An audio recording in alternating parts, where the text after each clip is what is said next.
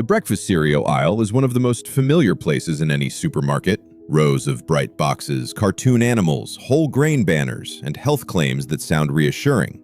But behind that comfort is a quiet reality. Many of the cereals marketed as healthy contain more sugar per bowl than desserts. In 2024, a UK consumer watchdog analyzed 330 cereals and found that only 9% qualified as low sugar, even though over 50% used health-leaning messaging. This disconnect isn't random. It's the product of more than a century of marketing evolution, scientific manipulation, and labeling loopholes. Cereal didn't start as a children's breakfast. It began as a medical experiment.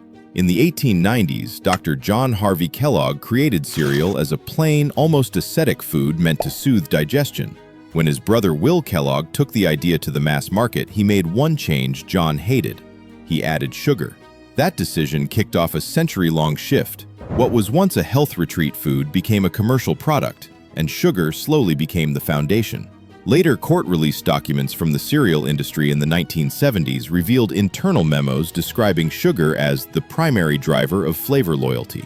The industry had discovered a formula: sweet, enough to hook kids, healthy enough in appearance to reassure adults. Food companies don't guess how much sugar to add, they calculate it.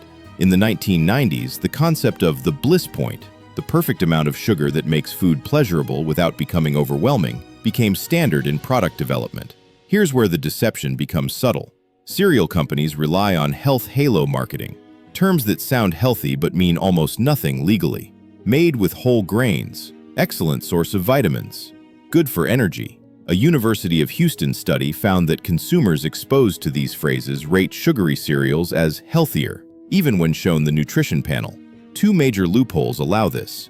Loophole number 1, serving sizes. For decades, serving sizes were tiny, often half a cup, which made sugar content appear lower.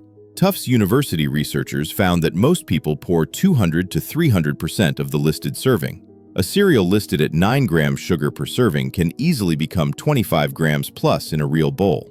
Loophole number 2, vitamins as distractions. Cereal companies heavily promote added vitamins, but these nutrients don't offset the metabolic impact of sugar spikes. A Harvard review found that sugary morning meals trigger a rapid rise in blood glucose, followed by a sharp drop, which then leads to mid-morning hunger and higher calorie intake throughout the day. This isn't about self-control, it's about physiology and clever marketing. Now the part that matters most. What can you actually do? Tip number 1, the 3-second ingredient check.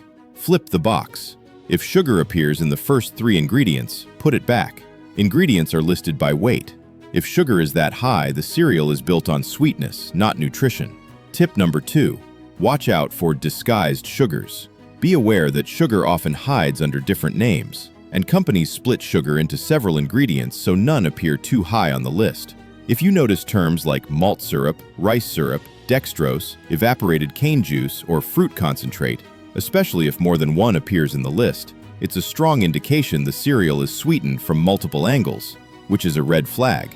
Tip number 3, choose cereals with 8 to 10 ingredients or fewer.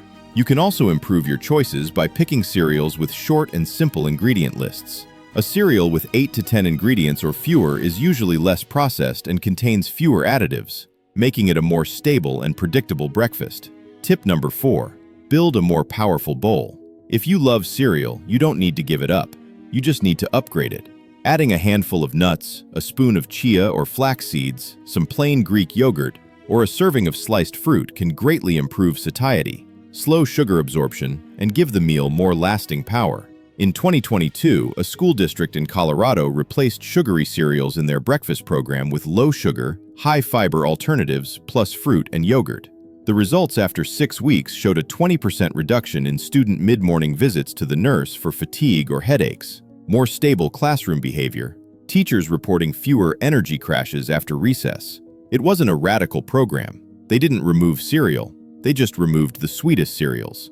Small changes, big results. The cereal industry only needed to emphasize the right buzzwords and hide the right numbers to shape breakfast culture.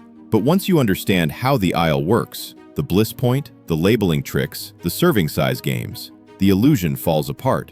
Suddenly, you're not choosing breakfast based on marketing, but based on what will actually keep you full, stable, and energized for the day. So stop letting the box do the talking